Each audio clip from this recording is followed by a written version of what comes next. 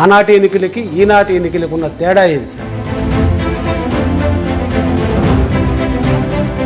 మేము పోయినసారి తప్పు చేసాం ఓటేయకుండా ఈసారి ఖచ్చితంగా ఓటేస్తామని వాళ్ళకి బహిరంగ చెప్తున్నారు. అంటే మీ గెలిపే ఆయన రాజీనామాకి కారణం అంటారా? కొడలు కొట్టడం, మీసాలు తిప్పడం, ఛాలెంజ్లు ఇవన్నీ కాదు, ప్రజలు నిర్ణయిస్తారు.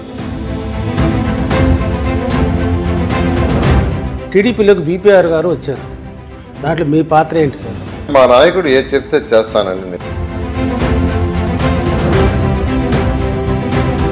ఇటీవల విజయసాయిరెడ్డి నారాయణ చేతిలో మంత్రదండం ఉందా ఏంటి అది అసలు ఆయన గెలిపోయింది అని మాట్లాడాడు సార్. 100% తెలుగుదేశం నెల్లూరులో గెలుస్తుంది. 10 సీట్లకు 10 సీట్లు మేము గెలుస్తున్నాము.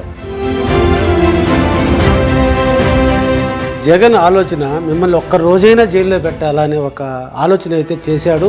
తెలుగుదేశం పార్టీలు ఎవ్వరు ఉండకూడదు, చంద్రబాబు నాయుడుకి ఎవరు సపోర్ట్ చేయకూడదు అనే ఉద్దేశంతో ఆయన యాక్చువల్గా చేశాడు.